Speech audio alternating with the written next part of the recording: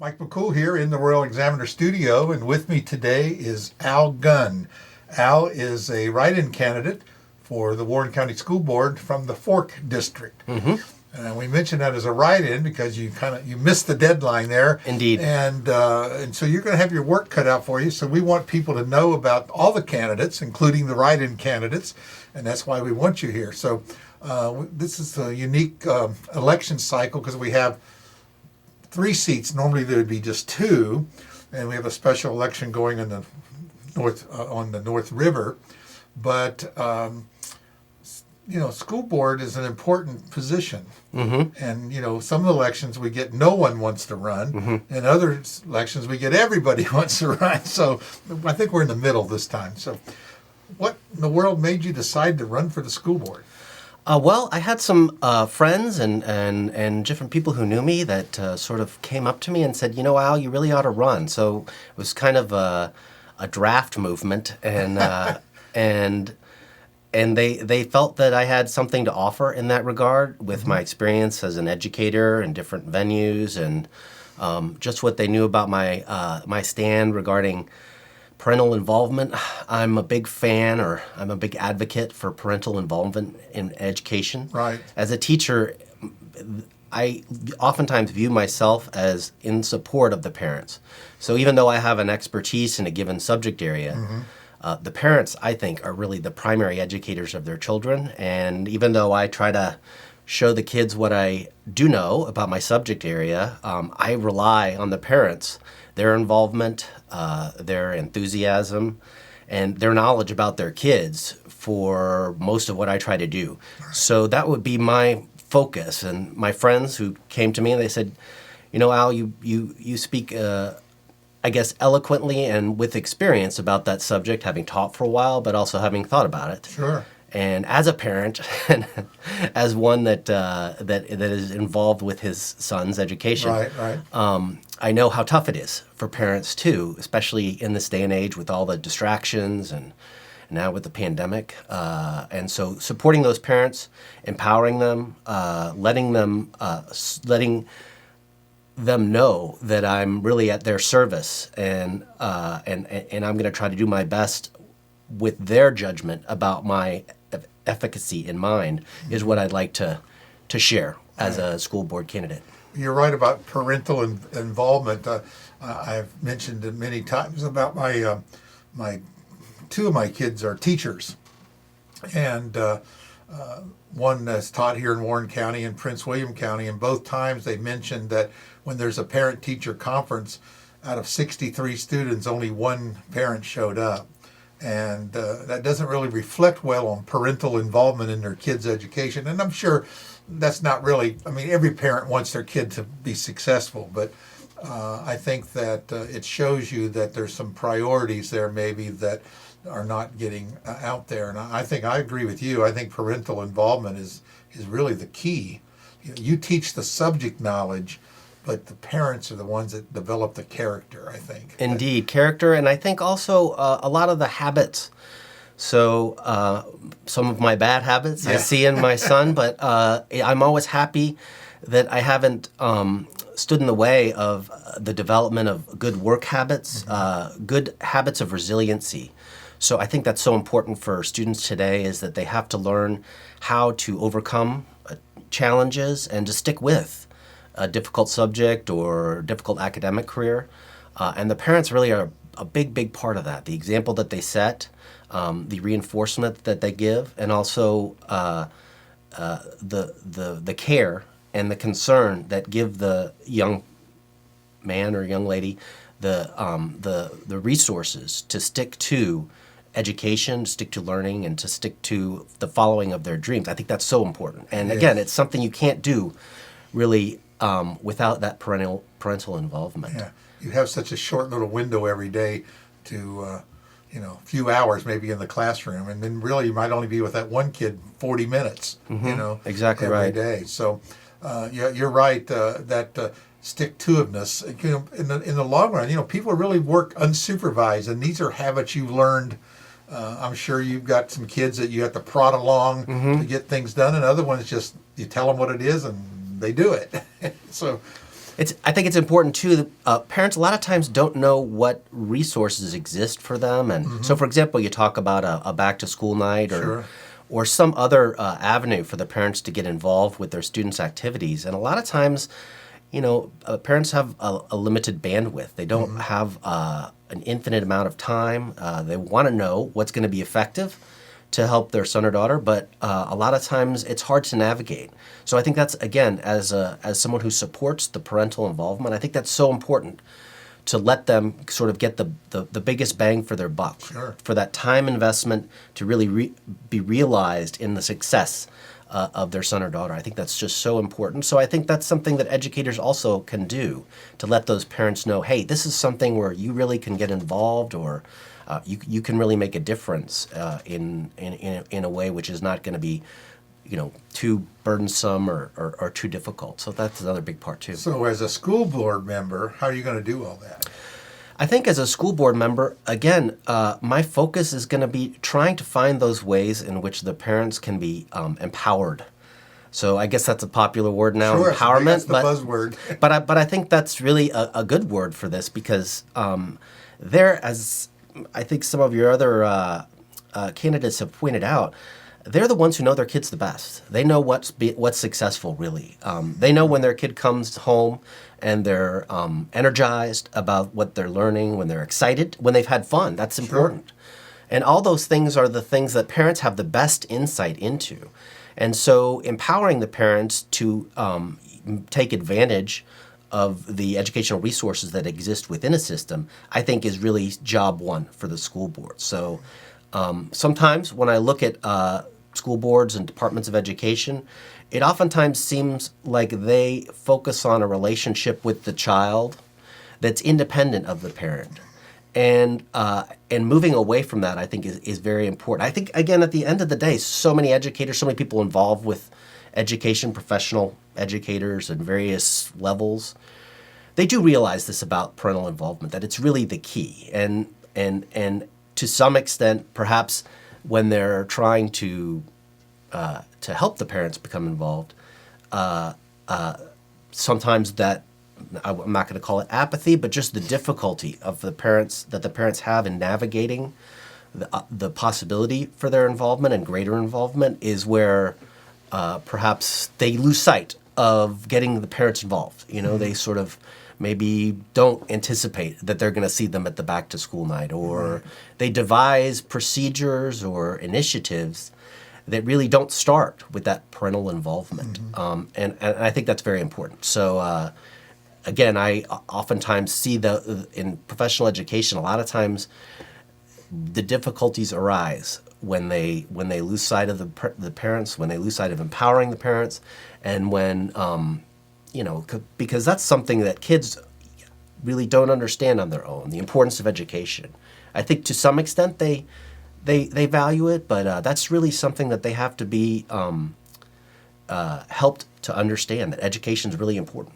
Yes. And when another adult is interacting with a young person, right? That's the hard thing to really, I think, make clear to them that, oh, this is really important, and this is something we want for you. It's not something we're doing to you. We want it for you because we know that this is going to help you in whatever you choose to do, and whatever your passion is, this is going to help. Right. And so I think that's where my focus would be as a school board member, starting with the parents, finding ways of letting them see what exists for them, what's available, and helping them to exert that power that they have. Mm-hmm. You're right. It's so important. A lot of things were flashing through my head when I was listening to all those things that you were saying, and you're correct. It's correct. And I think sometimes teachers, because they don't have a lot of parental involvement, have a tendency just to go on without it. And then all of a sudden, and you do have a few parents that really get involved, and it's almost like they get in the way, of the teacher's plan. So it's a if they're not getting support, they're going to do it. A good teacher's going to go ahead and do it anyway. If the parent's not going to do it, well, I'm going to do the best I can and help your kid. And it's a strange. I really, again, what I view it as a teacher, if I can't reach not only the young man or young lady, but if I can't enlist the parent in that process, right, I view that as my own failure. Yeah, I mean, you yeah. really have to make that effort to reach out, You do. to let them know what's going on in the time that you're with their son or daughter and they aren't, and to help them, help you to realize the potential that's there. And so I think that really should guide all educational initiatives, and really they talk about in education a lot what they call backwards planning. And I think the backwards plan ought to start with that parental involvement, right? So when we look at, sometimes they talk about a portrait of a graduate, right? And I think that portrait of a graduate has to start with that parental involvement. Whatever we can get is where that needs to start, and the backwards planning needs to start for education.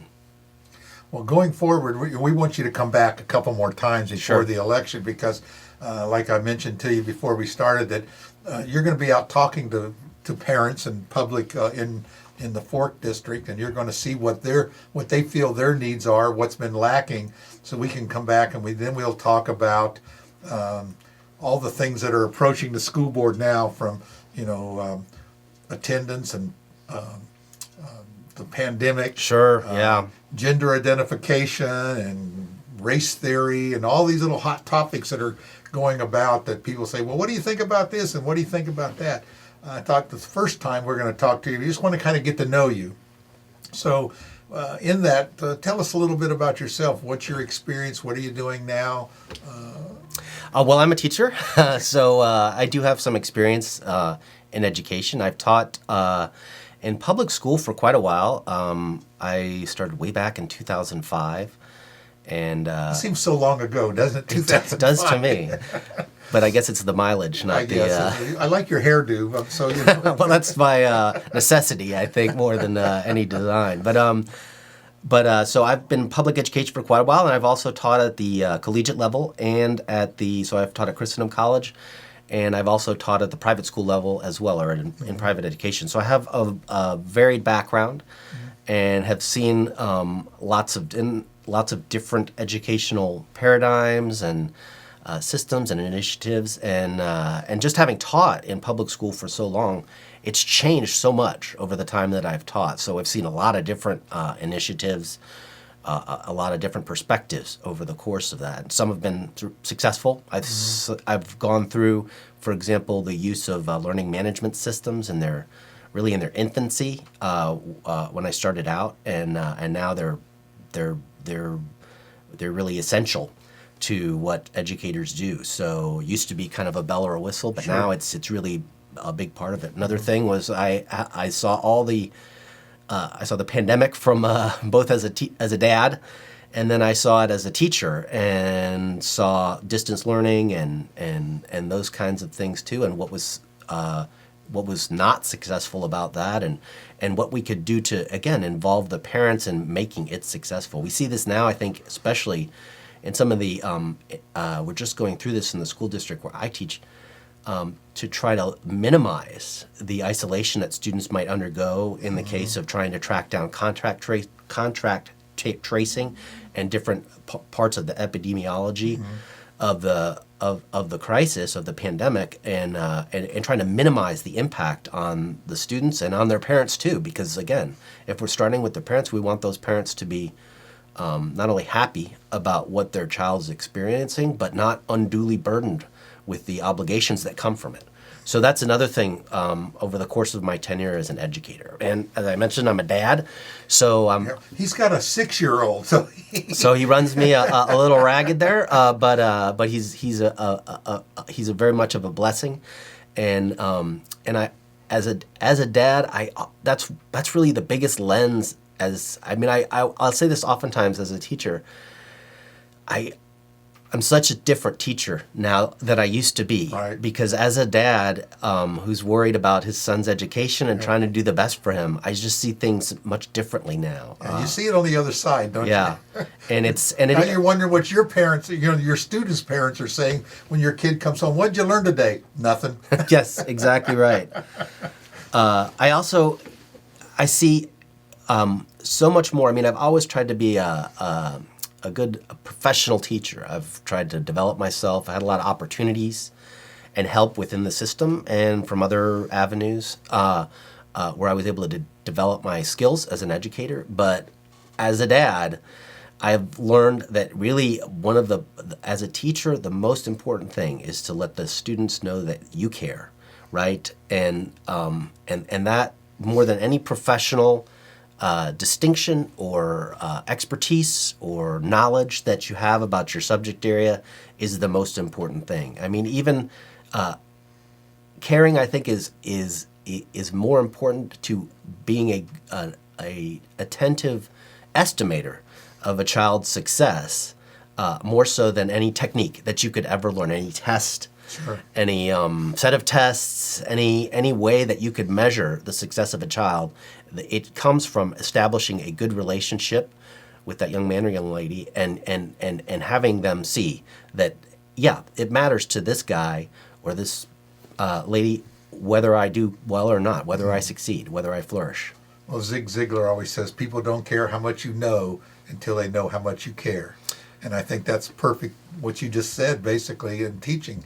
The students learn more when their teachers care and their system cares and their principals care. And I see it to my own grandson there. He goes to E. Wilson, and I know with Mr. Goodwin, the principal there, cares about his students. Of course, they promoted him up to the home office. I didn't like that part. But anyway, but it's true, and they all do. And you can see that when you're in the schools. And I don't think if the parents are not involved, they're not in there seeing that. And this, when you mentioned distant learning, that really involves a lot of parental responsibilities that are really to ensure, because you don't have that interaction with the child on the other end of that computer like the parent does. And one other thing I was mentioning, technology is different. I keep mentioning my kids are your age, so but I noticed that my grandson, his mother gets a little text message every day, or an app pops up and says, "Your kid did this, didn't do that, come see me," So using technology to keep parents involved, I thought that's really great. There's great possibility there. One thing though, again, in establishing those personal relationships, I think something that's very important in that regard is it gets you away from ideology. So there's lots of different initiatives, pedagogical approaches, different techniques that have come down the pike over the course, especially over the course of when I was a teacher. And the difficulty with a lot of them is that they have I guess they have this French word for it. It's called idée. I don't teach French, so I'm not very good at pronouncing it. But idée fixée. They get this fixed idea that this or that initiative, this or that ideological approach is going to solve everything. Right? And I think that's so dangerous because, again, a lot of times these are well-meaning people. These are educators who've, seen challenges, tried to overcome them, arrived at some kind of a technique that they think might serve the children, serve the people that are being educated well. And they, through that very laudable process, nonetheless become committed to an ideology which is not really, it's not going to serve all kids. And I think that's also a truth about education is you need as many teaching styles and approaches as you've got kids in the classroom, because one size does definitely not fit all. And that's so important to be attentive to the person as opposed to, being committed to the ideology. And so that's something I think that the school board has a role in avoiding. And again, I like to see that at the lowest level, at that basic interaction between teacher, student, and parent, right? That's where the estimation of a successful approach is made, not at the level of some, overarching initiative where it might have, gone through many different sets of experts and had a lot of good commentary on it, but nevertheless, never at that very lowest level has it really been evaluated, right? I mean, again, in education, it's about people. And ideology a lot of times stands in the way of that in so many ways. So, Well, Al, I appreciate you coming in and talking Sure. to us. We got a lot. Really, we have a lot more to talk about. Absolutely. But I think this is probably a good highlight of how you feel, what you're doing in running for school board, and what's the motivating factor. What's motivating Al Gunn to take that precious time away from your children to run and help other children out, and appreciate you doing that. I think it's great when the community comes out and runs for these offices. Win or lose, you will gain a lot from this experience. And when you mentioned helping children, I mean, I think one of the things are a lifelong learner. You're learning at your age. We all do it. And I mean, we learn some new things every day. When kids think that high school is the end of it, that's the beginning. Indeed, indeed, so true. So again, I really appreciate it. I think you're going to gain a lot of experience from this. The next 60 days will change your outlook on life, and I think will enhance your teaching ability. Just the fact you're going through it. Well, I hope so, and I thank you for having me. I appreciate it, and we'll see you back in maybe next month. Again, we'll touch base. We'll talk about some things that have happened and are happening now that the school year got Yes. started. Because over the summer there wasn't not a whole lot of activity, but all of a sudden the mandates coming down from the state, Indeed. and the feds and everywhere else is really it's a moving target. So we'll talk about some of those things next month. Very good. Thanks Very good. again, Al. Thank Appreciate you. it. Thank you.